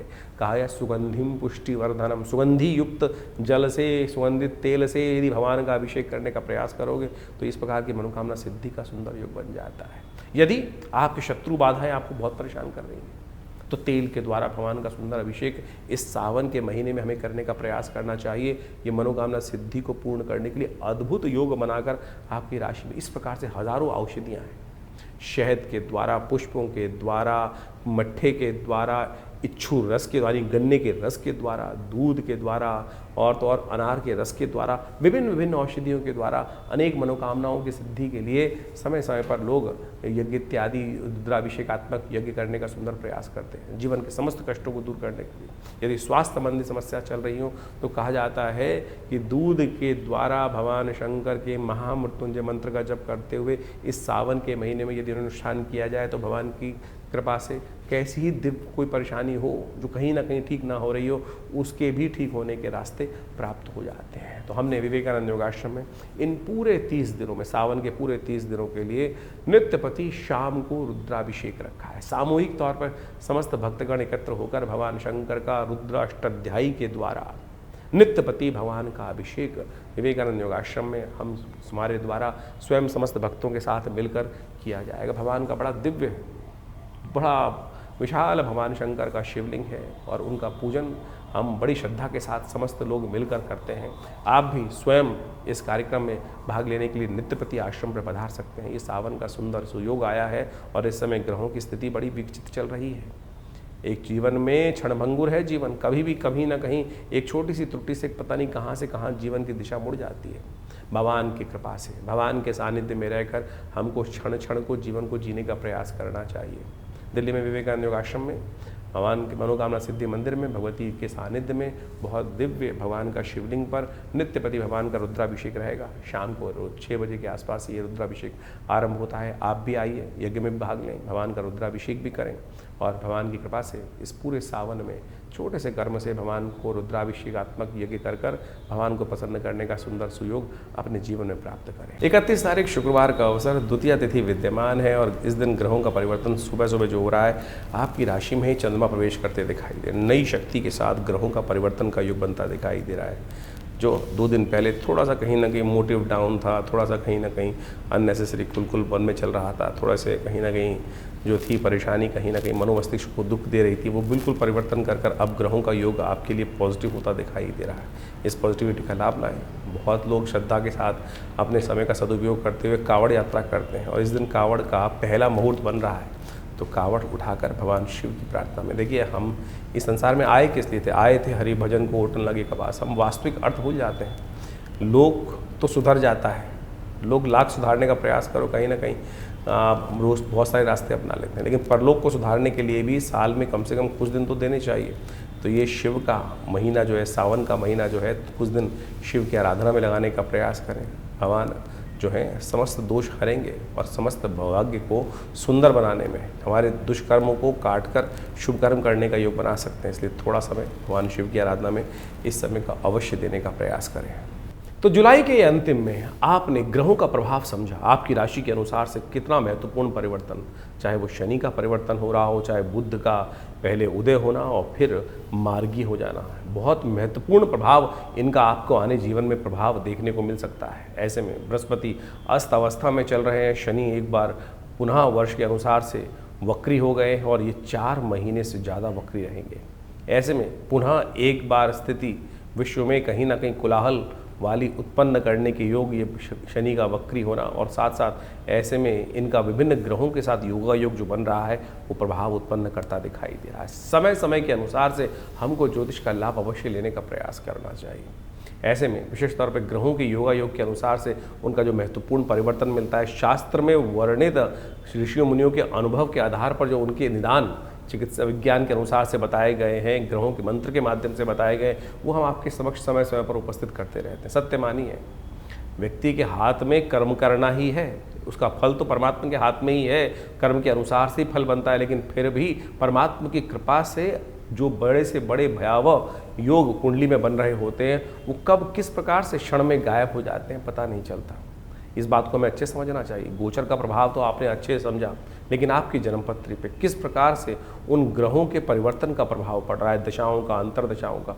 ऐसा नहीं है कि जन्मपत्री के अनुसार से हम जब तक ना देखें, गोचर के अनुसार से ही सब प्रभाव चलेगा। मूलतः गोचर का प्रभाव हर जन्मपत्री पर, हर व्यक्ति विशेष पर अवश्य होता है, लेकिन मूलतः जन्मपत्री जो है वो विशेष तौर पर कौन से ग्रह योग के अनुसार से किस प्रकार के आप योग बना रहे हैं, कैसे बन रहे हैं। ऐसा समझें कि जैसे जनमानस में तो लाखों करोड़ों आदमी हैं, अब व्यापक आपदा आई, कुछ कष्ट घटा, कहीं आंधी आया, कहीं तूफान आया, उस क्षेत्र में आया, बहुत भयावह स्थिति थी, लेकिन सब लोगों का अहित नहीं हुआ, कुछ का उद्धार भी हो गया। कोरोना काल की महाकाल आया, ऐसे विपदा आई, लेकिन सब लोगों के उस क्षेत्र में, एक क्षेत्र में बहुत ज़्यादा विपदा थी, सारे नहीं मरे, सारों के जीवन में कष्ट नहीं आया, किसी के जीवन में उत्थान के योग भी बने। कारण क्या था? वो आपका अपना मूल कर्म, आपकी अपनी मूल जन्मपत्री के निष्कर्ष से कि आपके लिए कौन सा समय अच्छा चल रहा है, कौन सा समय खराब चल रहा है। तो ऐसे भयावह काल में भी हम उन्नति कैसे योग बना सकते हैं और अच्छे काल में अपने ग्रहों को किस प्रकार से और अच्छा कर सदमार्ग की तरफ, सही मार्ग की तरफ तेजी से आगे बढ़ने के योग बना सकते हैं, वो जन्मपत्री का, जन्म ज्योतिष विज्ञान का एक चमत्कारिक विषय है। इसलिए हमें अपने जन्मकाल के अनुसार से, date of birth, time of birth, place of birth के अनुसार से जो खाका बनता है, दशाएं, महादशाएं, अंतरदशाएं, इन सबको देखते हुए, देशकाल परिस्थिति को समझते हुए भविष्य को देखने का प्रयास करना चाहिए और उससे बहुत कुछ पूर्वाभास हो सकता है, बहुत सा पूर्वाभास पहले हो जाता है और उसको समझकर हम अपने समय के अनुसार से अपने रास्ते को सही रूप से चुन सकते हैं। जैसे एक व्यक्ति पढ़ाई कर रहा है किसी क्षेत्र में, उसका भाग्य तो कहीं किसी और क्षेत्र में लिखा था उन्नति का, लेकिन वो भटकते भटकते कभी ये, कभी वो, कभी वो, कभी वो, वहाँ पहुँचता है, वो अंत में जाकर जो जिससे किस्मत जागनी थी वहाँ पहुँचता है। फिर उस पर कार्य करता है। और फिर अगर ज्योतिष के दृष्टिकोण से पहले ही जान लिया जाए कि इस व्यक्ति के लिए कौन सा मार्ग सबसे श्रेष्ठ है और उसको अपना लिया जाए, तो आप अवश्य सही समय पर सही चीज़ों को पहचान कर कार्य को ठीक कर सकते हैं। तो यही ज्योतिष विज्ञान का, ज्ञान का यही लाभ है। इसी को लाभ उठाने का प्रयास करना चाहिए। सकल पदार्थ है जगमाही, कर्महीन पुरुष पावत नाही। तुलसी बाबा ने ऐसे ने कर्म, ज्योतिष विज्ञान जो है वो वास्तविक तौर पर ज्ञान के अनुसार से, विज्ञान के अनुसार से शोध कर ऋषियों का कर्म है और उन्होंने इतना सुंदर सिद्धांत बना के रखा। तो उसको आपको लाभ उठाने का प्रयास करना चाहिए, चीज़ों को समझने का प्रयास करना चाहिए। और ज्ञानवान लोग सही समय को पहचान कर उसके अनुसार से कार्य जो कर लेते हैं तो जीवन में बहुत जल्दी भाग्योदय के योग बन जाते हैं। हर कोई यही पूछना चाहता है कि भाग्योदय कब होगा। वो आपका जन्म बताएगा, समय बताएगा कब भाग्योदय होने की चांसेस हैं। कैसे हम अपने समय को सदुपयोग में लगाएं, सही कार्य करें। और ऐसे में तो बहुत सारे अच्छे अच्छे योग बन रहे हैं इस समय में। अभी आप मान देखें, गुप्त नवरात्रि का योग इसमें आरंभ हुआ इस जुलाई के अंतिम में, और उसके बाद जो सुंदर योग बन रहा है देवशयनी एकादशी के बाद श्रावण का, सावन के महीने का सुंदर सुयोग बनकर आया है। कहा जाता है भगवान विष्णु जब शेष शैया पर विश्राम के लिए चले जाते हैं तो समस्त सत्ता जो है शिव के हाथ में आ जाती है। ऐसे में शिव की सुंदर आराधना कर कर, भगवान का नित्यपति रुद्राभिषेक कर कर अपने बहुत से जीवन के कष्ट आप जो जिसको कहा जाता है रुद्रा अभिषेकात्मक यज्ञ जो है उसको कर कर आप सही रूप से भगवान की कृपा प्राप्त कर सकते हैं। भगवान तो एक लोटे से प्रसन्न हो जाते हैं जल के। तो आप कोशिश ये करें, इन समस्त जो आपको रास्ते बताए हैं उनको समझें, उनके द्वारा जीवन में सही मार्ग को चुनने का प्रयास करें। और विवेकानंद योगाश्रम में इस अवसर पर कई सारे समय समय पर कार्यक्रम होंगे, उनके बारे में हम आपको अवगत समय समय पर कराते रहते हैं। आइए साथ में भगवान का आराधना करने का सुंदर सुयोग बनाएं और जीवन के कष्टों को दूर करने का बड़ा सुंदर मार्ग, बड़ी जो सरलता से हमारे जीवन में प्राप्त हो सकता है। फिर क्यों भटके फिर इधर उधर, क्यों भटकें इधर उधर। तो इसलिए कोशिश ये करें, सही मार्ग को चुनने का प्रयास कीजिए। भगवान की कृपा से कल्याण होगा, समस्त जीवन के कष्टों को दूर करने का सुयोग बनेगा। पर विवेकानंद योगाश्रम के माध्यम से हमने बहुत सारी पुस्तकों का प्रकाशन किया है। क्या, क्यों, कैसे और कब, चमत्कारों की कुंजी, इसके साथ देखिए क्या कहते हैं सपने, और चमत्कारिक योग मुद्रा विज्ञान, और तो और ऐसे ऐसे विषय हैं, मानो या ना मानो। ये ऐसे अद्भुत पुस्तकें हैं कि जिनके माध्यम से आप बहुत सारे रहस्यों को जीवन में समझ सकते हैं। अब इस पुस्तक के बारे में बात करें, क्या, क्यों, कैसे और कब, जीवन में क्या करें क्या ना करें, खाना कब खाएं कब ना खाएं, पानी कैसे पिएं कब ना पिएं। आज आप सोशल मीडिया पे इतनी भरमार हो गई है, हर कोई अपने अपने अनुसार से आपको चीज़ों को समझाने का प्रयास कर रहा है। कोई कहता है सुबह उठते पानी पियो, कोई कहता है मत पियो, क्या तो कोई कहता है क्यों पियो, पानी भी विकार उत्पन्न करते हैं। कितना पानी पीना चाहिए, कब नहीं पीना चाहिए, ये योग विज्ञान के माध्यम से भारतीय संस्कृति में इतनी सुंदर तरह से बताया गया है। आज इतनी विचित्र विडंबना हो गई है कि सबके सब कहीं ना कहीं कुछ ना कुछ निर्दिष्ट करते चले जा रहे हैं। कोई एक व्यक्ति कुछ बोलता है, कोई कहता है दूध पीना चाहिए, कोई कहता है दूध नहीं पीना चाहिए, कोई कहता है पानी कितना पीना चाहिए। हमने इस पुस्तक के माध्यम से, योग विज्ञान के माध्यम से ऊषा पान विधि कही गई है।